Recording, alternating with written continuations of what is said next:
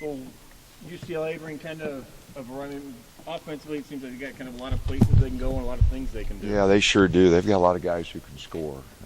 All 8 guys that they have in the rotation can score. A couple of them really, really well. So they present a lot of problems because of their skill level.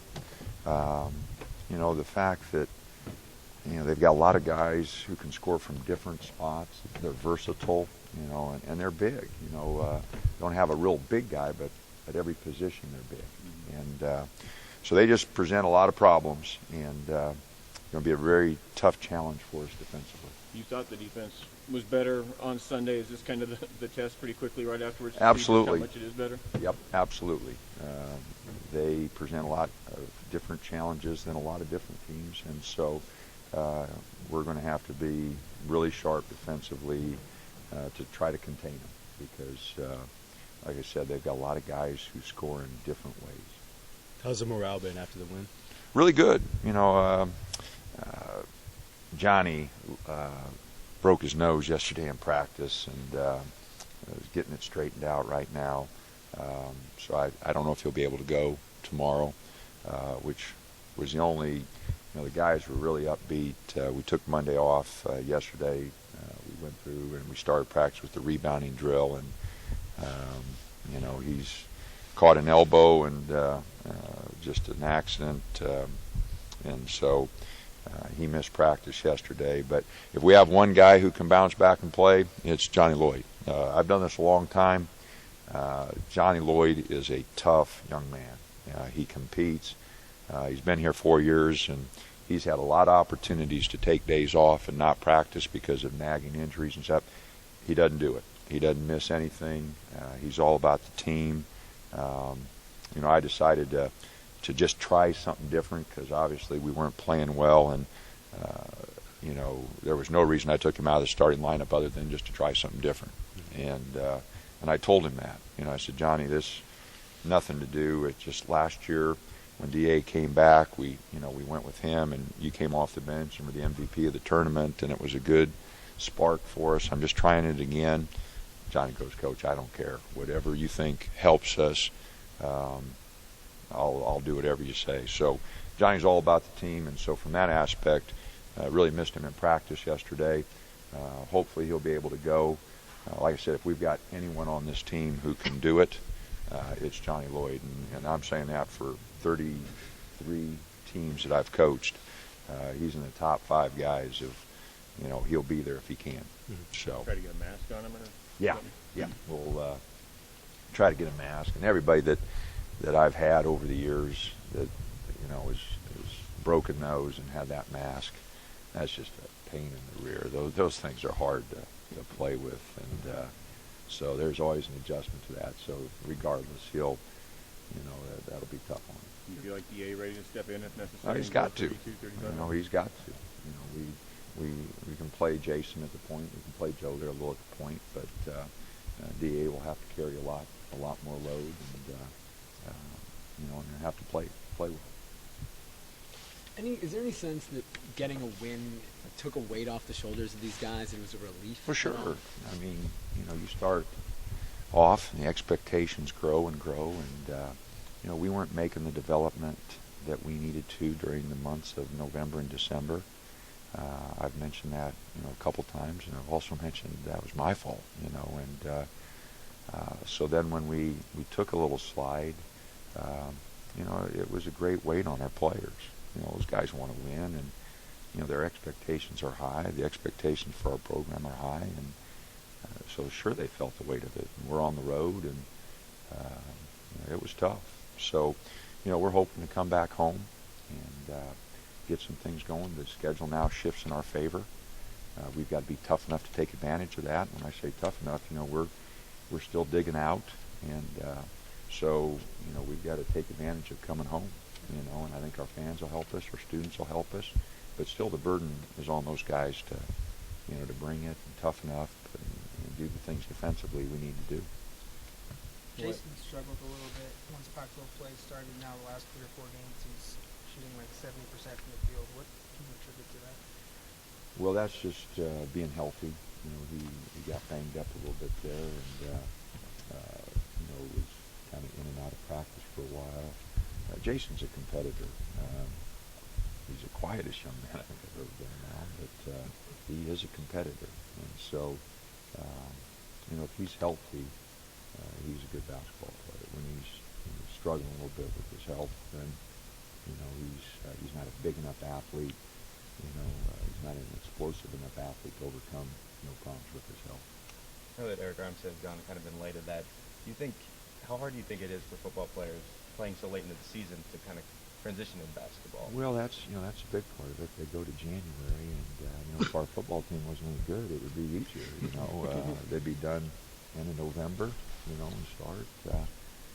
But Eric came in, and we had a really good conversation. He wanted a bigger role. We've been practicing 4 months. We start September 27th. We're talking on January 27th, and he'd been with us 3 weeks.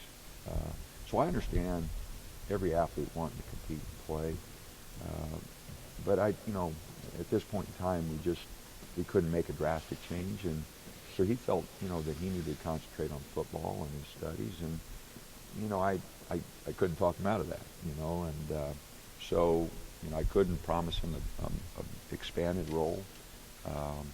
And he felt like that he could spend his time better elsewhere, and his future's in football. And so I understand the decision. I wish him the best. He was great last year for us. He was great the 3 weeks. He was on the practice team, and really he's hard to guard. And he was just starting to work himself a little bit into basketball shape after 3 weeks. But it's a very difficult transition for anybody when we start practice September 27th and they join our team on January 6th. That'd be tough on anybody, and we wish him the best. And like I said, he was great for us last year, and he was good for the 3 weeks that he was with us. And but his future is in football, and he needs to concentrate on that. I agree with his decision. You've been here a few years now. What have you liked about Oregon so far? Well, I really like the people. Everybody's been great to us. I've been stuck in my office quite a bit, and I haven't been the most sociable person. I really do like to get out, but it was a change for us. We've spent 4 years. We've taken transfers, as people know, and so we've been constantly trying to put a team together that could compete right away. When I came here, as most people know, I wasn't the first choice, and I'm not sure where I was on that list, but I thought I needed to get some credibility, so we wanted to build a roster quickly and try to compete quickly. And the second year we finished second in the league, a game out. Last year we finished second, a game out. I still think we got a good basketball team this year. I really like the guys. We've had guys represent the program. Fortunately, we haven't had any problems off the court, which I'm really proud of the guys for handling themselves well. And that can always change with 15 young men at that age, but they've done a great job so far. I like the progress we've made with our student athletes. So I think we're getting things in place for a long haul. But I do like the people.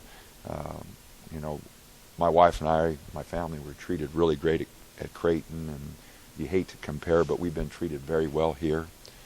So I've been really fortunate. I've been at Kansas State, Marshall, Creighton, and here, and every place we've been treated really, really well. And so, I've made the adjustment of being away from my family. That was tough at first, but since then it's been, they've gotten out here quite a bit. Our friends have gotten out here quite a bit. So it's been great. The support from the university has been great. Academically, the support, and the administration, Rob, and everybody's trying to give us everything we need to compete. Our goal is to compete every year with Arizona and UCLA, teams that have traditionally been very strong in this conference, Cal and Stanford. There are some teams with better traditions than we have, And like the football team, like some other teams, we're trying to change that. We're trying to establish a tradition. So there's been so many positives here in the 4 years that we've been here. But mostly, I've really appreciated the way that the people have treated us, and I guess the patience they've shown in us trying to build a program. Because I think we're close. I think we're close to get some things in place for the long haul. We have taken some one-year guys, some transfers. We're just going to take people that fit in. I think we've got a good class coming in.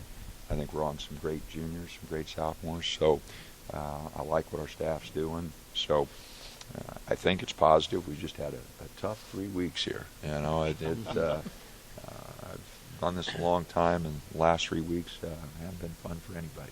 So You interested to see how they respond tomorrow? I mean, that's absolutely. back home, No. This is, this is why I came to the Pac-12, Pac-10 at the time. Is we wanted to compete at this level, and UCLA's a team that's got great tradition. Fortunately, the last few times we've played them, we've come out on top, and we'd like to continue that string, but we know it's going to be really tough. We have to play really well. Anderson, a guy you got to just find all sorts of different places to guard him. Oh boy, he is a unique player. You look at his stats in conference, he's averaging 17 points a game, 9 rebounds, almost 7 assists a game. Great basketball instincts, really passes the ball well, playing at a pace that you just can't speed him up. He's really playing well. He's a very gifted player, very unique player, and so he creates so many mismatch. He plays the point, and at 6'8", 6'9", he put 5'9" on him. There's quite a difference there, and if you put a 6'4" guy on him, he still sees open.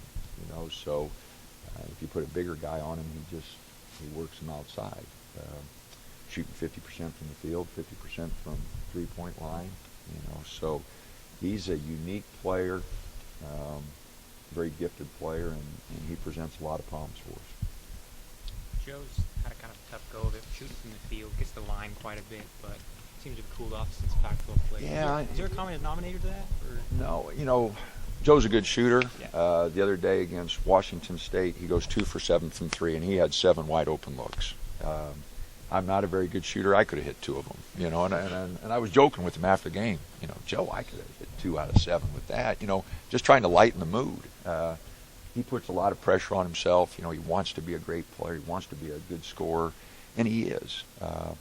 But once a shooter runs into a little slump, it wears on him a little bit. And the conference season, he has not shot the ball well. He and Mike both. So, you can't run from it. You just kind of got to address it. He spends a lot of extra time shooting. He was in here Monday on our day off shooting the ball. After practice last night, he shot the ball for a long time. So it's nothing with his work ethic. It's nothing. He just, he's missed a few shots, and that happens to good shooters. It happens to great shooters. So, he'll bounce out of it, and when he does, our offense will start clicking again, because the big reason we were clicking early is he and Mike and Dot were our 3 leading shooters, and they were scoring the heck out of it, and they haven't shot it quite as well. When a player does struggle like that, do you try to do that a lot, like joke with them and lighten the mood, or do you just try to do it in a every different way? player's different, but Joe, he was aiming his shots, he's trying to aim it. You can't do that. You just got to keep shooting it. You got to work on your fundamentals, and but you can't start aiming the ball. It's a shot. It's one that you've worked on hundreds and hundreds of times. You can't try doing it differently.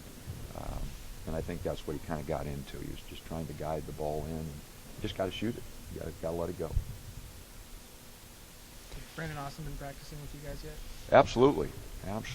Talented young man, quiet, but he is really gifted. You got to put a little weight on him, but he is a 6'6", long athlete, and very gifted player. He's going to be a good player for us. Can he play the 1, or is he a straight No, wing? he's not going to be a point guard. He's not going to be a point guard. He can play either wing for us.